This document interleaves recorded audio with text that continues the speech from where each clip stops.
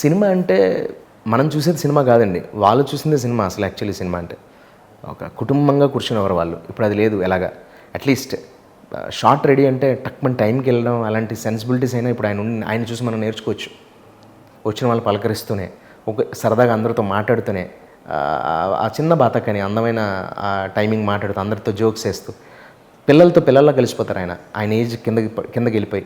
మీరు ఎప్పుడైనా చూస్తే, మీరు ఎప్పుడైనా అబ్జర్వ్ చేసేలా చిరంజీవి అనేది ఎప్పుడైనా కలిసారు 5-6 ఏళ్ళ పిల్లలు ఉంటే వాళ్ళతో వాళ్ళలా మాట్లాడతారు ఆయన. అది నేను చూసా నా కళ్ళతో. ఒక యాక్టర్కి బాగపోతే ఆయన కారు ఎక్కించి తీసుకెళ్ళడం నా కళ్ళతో చూసా. ఎక్కించి తీసుకెళ్ళి ఆయన ఇంటికి తీసుకెళ్ళి హోమియోపతి ట్యాబ్లెట్లు ఇచ్చి పంపించి అతను తగ్గాక మళ్ళీ ఫోన్ చేసి అడిగారా తగ్గిందా. చిన్న కమెడియన్ అతను. నేను ఇంకా చిన్న కమెడియన్ని. మళ్ళంటి వాళ్ళందరినీ ఆయన దగ్గర తీసుకోవాల్సిన అవసరం, ఈ వయసులో ఇంత పెద్ద స్టార్, అంత స్కై రేంజ్కి వెళ్ళిన మనిషికి అవసరం ఏంటంటారు? నిబద్ధత. అదొక స్టేట్ ఆఫ్ మైండ్ అండి. ఆ రేంజ్కి వెళ్ళాలంటే ఈ జనరేషన్లో ఉన్న వాళ్ళు కష్టం. లేకపోతే 1 to 10 చిరంజీవి గారు అని, బాలచంద్ర గారు, రాజమౌళి గారు, అప్పట్లో దాసనారాయణరావు గారు ఎలా అంటారు అన్నమాట. ఇప్పుడు ఆయన తీసుకున్న ఆ గ్యాప్ని ఫిల్ చేయడానికి ఆయన ఇంకా కష్టపడుతున్నారు. ఆ 10 ఏళ్ళు మిస్ అయినందుకు. చిరంజీవి అనే పదం అనేది చాలా గొప్పదండి అది. ఓకే. అండ్ ఇండస్ట్రీలో ఎదగాలి అంటే ఓపిక చాలా ఉండాలని చాలామంది అంటూ ఉంటారు. చాలా చాలా ఇంపార్టెంట్ అండి. చాలాసార్లు నేను కూడా అన్నాను. బట్ కొంతమంది మిమ్మల్ని చూస్తే అది యాటిట్యూడ్ అనుకుంటారు. మీరు మాట్లాడే విధానం, కొంతమంది యాటిట్యూడ్ అనుకుంటారు. ఎవరిని చూస్తే? మిమ్మల్ని చూస్తే. ఓకే. కొంతమంది మిమ్మల్ని చూస్తే మీరు మాట్లాడే విధానం కావచ్చు, ఉండే తీరు కావచ్చు, దాన్ని చూసి యాటిట్యూడ్ అనుకుంటారు. మీరు దాన్ని ఆత్మాభిమానం అనుకుంటారు. సో అది కదండి. ఒక స్టేజ్, ఇప్పుడు రోడ్ బయట నుంచి చూస్తే ఒక అమ్మాయితో దగ్గరికి వెళ్ళి మాట్లాడితే ముద్దు పెట్టినట్టు ఉండొచ్చు వాడికి. రోడ్ అవతల నుంచి చూస్తే కనీసం వాడు ఆ రోడ్డు మధ్యలో డివైడర్ మీద నిలబడితే మాట్లాడుతున్నాడు అనుకుంటాడు. దగ్గరికి వెళ్ళి చూస్తే వాళ్ళిద్దరు అన్నా చెల్లెలు అనుకుంటాడు. అంతే తేడా. మనం చూసే చూపుని బట్టి ఉంటుంది. అది మన పెరిగిన వాతావరణాన్ని బట్టి, సంస్కారాన్ని బట్టి ఉంటుంది. అంతే. నా పర్సనల్ లైఫ్, మీ పర్సనల్ లైఫ్ నాకు ఎందుకమ్మా కదా. టైంకి వచ్చాడా, మనం చెప్పింది చేశాడా, అందరితో సరదాగా ఉన్నాడు లేదా, మన మూడు మన సెట్ డిస్టర్బ్ చేయలేదా, పని చేశాడా. ఒక బాక్స్ ఆఫ్ ది కాయిన్ బయట నుంచి చూస్తే యారగెన్స్ అనుకుంటారు, నాది కాన్ఫిడెన్స్. యారగెన్స్కి కాన్ఫిడెన్స్కి చిన్న తేడా అంతే. కాయిన్ డిఫరెన్స్, బొమ్మ బరుసులాగా. ఆమె కాన్ఫిడెన్స్, ఓవర్ కాన్ఫిడెన్స్ కూడా కదా, ఓన్లీ కాన్ఫిడెన్స్, దట్స్ ఇట్. నాకు ఎలాంటి యారగెన్సీ లేదు. తల్లిదండ్రులని ఊరిలో వదిలేసి హైదరాబాద్కి వచ్చి బలుపు పొగరు చూపించుకోవాల్సినంత కర్మ లేదు. ఎదగాలంటే జీవితంలో ఏ ఉండాలి? నిబద్ధత ఉండాలి, కష్టపడి పైకి రావాలి, టైమింగ్ ఉండాలి.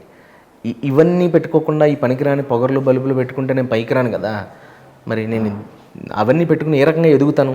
ఎందుకు వచ్చాను ఇక్కడికి హైదరాబాద్కి? ఇవన్నీ చూపించడానిక? నాకు తెలీదా?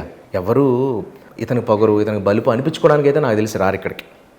అలా పేర్లు పెట్టారనుకో, వాళ్ళ కర్మలే అనుకుంటారు. అలా నేను అలాగే అనుకుంటాను.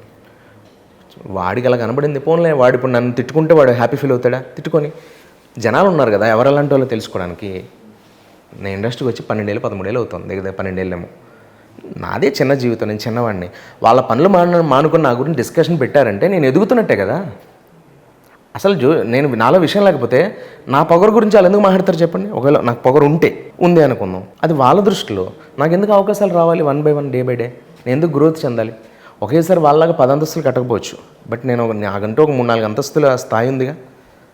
నేను ఇటక పేర్చడాన్ని నమ్ముతాను. ఒకేసారి 10 అడుగులు వేయడం కంటే 1 by 1 స్టెప్ వేసుకుంటూ వెళ్తే చాలు జీవితంలో. ఈ 12 ఏళ్ళ జీవితంలో వెనక్కి తిరిగి చూసుకుంటే మీరు ఎంతవరకు వచ్చారని మీరు అనుకుంటున్నారు? నేను ఏది నమ్మానో అందులో ఒక 70-80% రీచ్ అయ్యాను. నేను ఏది నమ్మానంటే ఫస్ట్ ఆఫ్ ఆల్ నేను ఏది నమ్మలే. నేను మీతో ఎప్పుడు నేను ఇది అవ్వాలని అనుకున్నాను, నేను చెప్పలే కదా. మంచి యాక్టర్ అవ్వాలని. ఇందాక కూడా మీరు హీరో అవ్వాలని ఎందుకు ట్రై చేయలేదని ఎవరు అడిగారు? మీరైనా ఎవరో ఇంటర్వ్యూ స్టార్ట్ అవ్వకముందు. నేను హీరో అవ్వాలని రాలేదు అసలు ఇండస్ట్రీకి. ప్రతి ఒక్కరు బయలుదేరినప్పుడు ఊర్లో చిరంజీవి అని అనుకుంటారు అద్దంలో చూసి.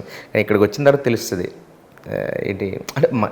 అందరూ అవ్వచ్చు ఇక్కడ. ఎవరు చిరంజీవి గారు, మరి ఇంకో చిరంజీవి గారు అవ్వలేకపోవచ్చు, కానీ ఇంకోటి ఏదో ఆ స్థాయిలో అతను హీరో అవ్వచ్చు. కాకపోతే నేను చెప్పేది ఏంటంటేనమ్మా, మనమేంటో మనకు తెలుసున్నప్పుడు మనకేం కావాలో కూడా మనకు తెలుస్తుంది. నేనేంటో నాకు బాగా తెలుసు, ఫస్ట్ నుంచి తెలుసు. నేను చిరంజీవి గారి అభిమానం అవ్వచ్చు, చిరంజీవి గారిని ప్రాణంగా ప్రేమించవచ్చు, కానీ నేను చిరంజీవి గారి ప్రాణాలని అనుకోలేదు ఎప్పుడు. నేను హీరోనే అవ్వాలనుకోలేదు, నేను హీరో కాకూడదని అనుకోలే. నాకు ఒక విజయ్ సేతుపతి గారి స్టైల్ నాది, అంటే అలా అవ్వాలి, నేను ఆయనలో అవ్వాలని కూడా. ఇప్పుడు ఆయన నాకు కనబడుతున్నారు. నేను కోరుకున్నాను ఒక 14 ఏళ్ల క్రితం. అలా విజయ్ సేతుపతి గారు అనే ఒక మనిషి వచ్చారు, అలా నవాజుద్దీన్ సిద్దిక్ అనే ఒక మనిషి వచ్చారు. నాకు అలా ఇష్టం. నేను కళ్ళగన్న మనుషులు ఇలాగా ఇలా వెళ్ళాలనుకున్నాను. ఆ దారిలోకి ఆల్రెడీ 2 వచ్చారు. మనం కనీసం 4వ మెంబరో 5వ మెంబరో లేదా 10వ మెంబరో చర్చలోపు అవలేకపోతామా? ట్రై చేద్దాం.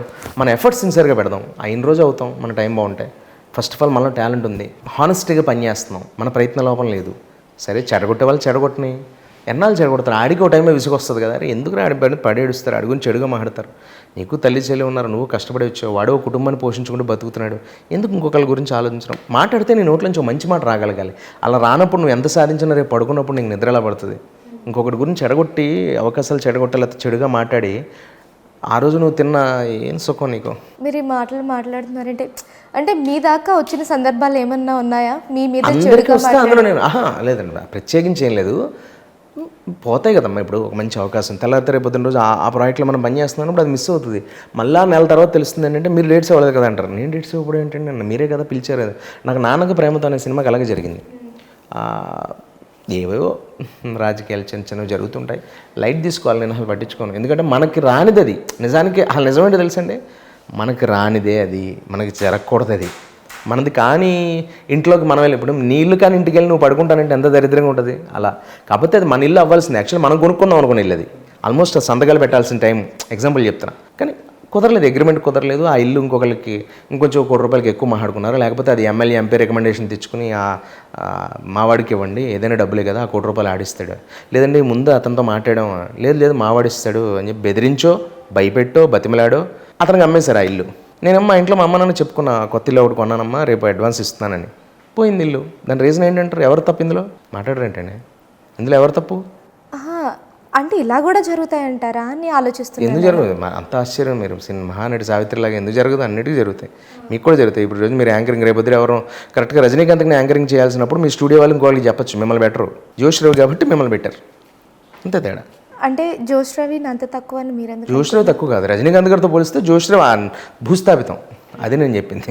నేను పోల్చింది రజనీకాంత్ గారితో పోలిస్తే జోష్ రవి అనే పేరు కూడా భూమి మీద లేదు, నథింగ్. అది నేను అనేది. నన్ను నేను తక్కువ చేసుకోవట్లే, ఆయన గొప్పవాడని చెప్తున్నా. 10 మందిలో ఒకరిని లేపి ఒకడు గొప్పోడంటే ఆడు గొప్పోడనే, మిగిలిన వెదవలని కాదు. సార్ ఈ టైం వరకు మీ లైఫ్లో బిగ్గెస్ట్ అచీవ్మెంట్ ఏదైనా ఉంది అంటే ఏం చెప్తారు? బిగ్గెస్ట్ అచీవ్మెంట్ అంటే నేను అనుకున్న ఒకటేనండి, నా ప్రస్తావన వచ్చినప్పుడు నా కొడుకు టాలెంట్ రా అంటారు, అంతే. అది నాకు బిగ్గెస్ట్ అచీవ్మెంట్.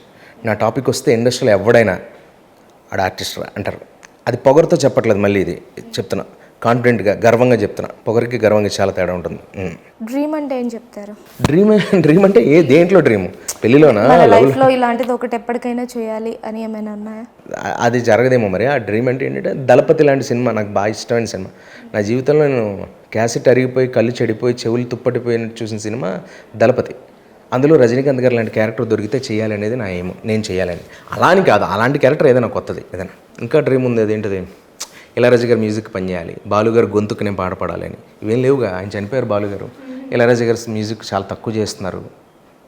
నా ఏజ్కి ఇప్పుడు పని చేయగలను అంటే నేను పని చేయగలను, ఆయన ఏజ్కి ఆ ప్రాజెక్ట్ వచ్చి దానికి నా మొహం చూసి ఆయన మ్యూజిక్ కొట్టేంత స్టాండర్డ్ నా మార్కెట్ అంత లేదు, జరుగుతుందో తెలియదు. అందరికీ ఉంటాయి కోరికలు, బాపు గారితో పనిచేయాలి, పెద్ద వంశీ గారితో పనిచేయాలి, ఇళయరాజా గారి మ్యూజిక్లో పనిచేయాలి. జరగాలిగా, జరిగినప్పుడు. కాకపోతే అందరినీ చూశాను, పలకరించాను, మాట్లాడాను, నా పిచ్చిని చెప్పా వేటూరు గారితో సహా. అలా నాకు కొన్ని,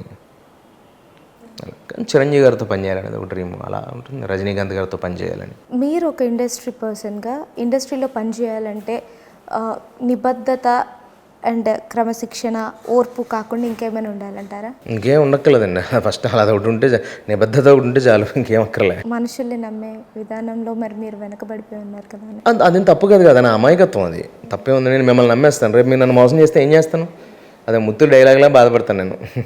అంటే ఓడిపోయాను నాన్నగారు, మోసం చేసిన వాడికన్నా మోసపోయిన వాడే నేరస్తుడు అన్నారు. అలాగే నేను అలా చూసుకుని, నాకు శివుడు అంటే ఇష్టం, నాకు శివుడితోనే మాట్లాడుతుంటాను నా ఇంట్లో. ఏంటి నా కొడుకులు ఎలా చేశారు, నేను మంచిగా కదా చేశాను. అసలు ఫస్ట్ ఆఫ్ ఆల్ నేను చెడు చేయలేదు, మంచి చేయను, మంచి చేశాను లేదు పక్కన పెడదాం.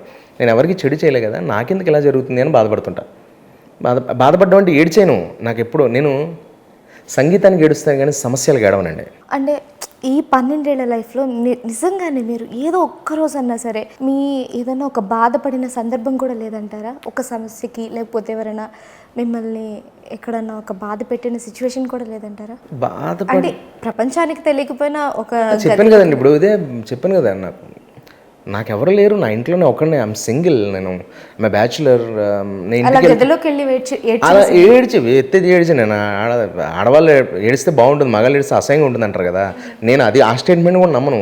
ఏడుపు వస్తే ఏడుస్తా, కానీ నాకు ఏడిచేంత గొప్ప క్యారెక్టర్స్ ఏం కావు అవి. నేను ఏడిచేంత గొప్ప స్టేటస్ వాళ్ళకి మా అమ్మ తిడితే ఏడుస్తాను, చిరంజీవి గారు తిడితే ఏడుస్తాను, మనల్ని ప్రాణంగా ప్రేమించిన వాళ్ళు నమ్మిన వాళ్ళు తిడితే ఏడుస్తాం. ఈ వెధవల మీద నాకు క్లారిటీ లేదు. ఈడెవడో తిడితే నేను ఎందుకు ఏడుస్తానండి? అన్నీ నమ్మలేదు, నాకు ఫ్రెండ్సే లేరంటుంటే ఇండస్ట్రీలో. నాతో ప్రేమగా ఎవరైనా మాట్లాడితే అది అక్కడి వరకు నమ్ముతాను. రాత్రి 6 దాటాక మళ్ళీ ఆడు నా సొంతోడు అని అనుకోను. ఆ షూటింగ్లో ఆడు ప్రేమగా ఎంత మాట్లాడినా సర్లేరా 6 దాటితే మళ్ళీ నీకు నేను గుర్తున్నాను అనుకుంటాను అంతే. ఒక పెగ్గేస్తే రేపు మర్చిపోయే రోజులు ఇవి.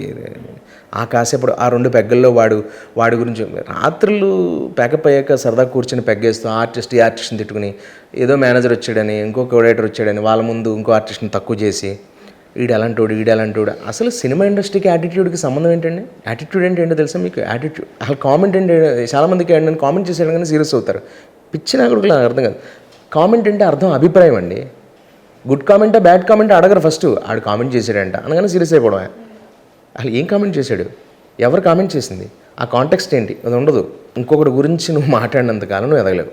ఇది రూల్డ్ అవుట్ టాపిక్ ఇది. కాబట్టి నేను ఎవరో ఏదన్నారని పట్టించుకోను, దేనికి బాధపడను. బాధపడే విషయం వచ్చినప్పుడు నాకు నేను ఆమె శివ డివోటీ కాబట్టి మీతో ఇందాక చెప్పింది ఏంటంటే ఆ విగ్రహం ముందు నాకు ఒక అందమైన విగ్రహం శివుడిది ఉంటుంది. దాని ముందు ఎప్పుడైనా ఆయన కూడా ఎక్కువ ఇబ్బంది పెట్టను, పూజలు అవి చేయను ఎక్కువ. ఊరికే అలా నిలబడి మాట్లాడుతుంటాను ఆయనతో. ఆయన పాపం పిచ్చోళ్ళు వింటుంటాడు అంతే.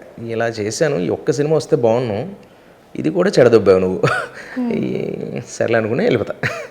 మళ్ళీ వచ్చిన సినిమా ఏదో చేసుకుంటాను. తనకి మాటల పరంగా అయితే మీ దగ్గర చాలా ఏం నేర్చుకోవడానికి ఏం లేదండి, ఎన్నో మైనస్లు ప్లస్లు కలిపి ఒక అందమైన జీవితం అంతే. సో ఫైనల్లీ దయా సిరీస్ గురించి ఏం చెప్తారు ఆడియన్స్కి? పవన్ సాధినేని, థ్యాంక్స్ టు పవన్ సాధినేని గారు, అంతే, ఇంకేం లేదు. August 4th రిలీజ్ అవుతున్న మా హాట్స్టార్ ఒరిజినల్లో Disney Hotstar August 4th release అవుతుంది డిస్నీ హాట్స్టార్ ప్లాట్ఫామ్లో. చూడండి, నచ్చుతుంది, చాలా బాగా నచ్చుతుంది. అది నేను ప్రామిసింగ్గా చెప్పగలను. నేను యాక్ట్ చేశానని కాదు, కథ అంత గొప్పది. దయా అనే ఇది జేడి చక్రవర్తి గారిని కూడా మీరు మన గతంలో ఎంత ప్రేమించాం. ఈ మధ్యలో ఆయన ఒక్కోసారి మనల్ని అరే ఇంకా బాగుంటే అంటే ఇష్టంతో అనుకున్నాం కదా ఆయన మనకు కావాలని. దీంతో మన ఇంట్లోకి వచ్చేస్తారు ఆయన, మన ఒంట్లోకి వచ్చేస్తాడు ఆయన. అందరం మమ్మల్ని కూడా, నన్ను ఇష్టపడే వాళ్ళు ఉంటారు కదా, 90 మంది పొగిడితే 10 మంది తిట్టేవాళ్ళు, ఆ 10 మందికి కూడా నేను నచ్చుతాను దయాతో. Okay, thank you. మీ సిగ్నేచర్ స్టూడియోస్కి thank you so much. Thank you.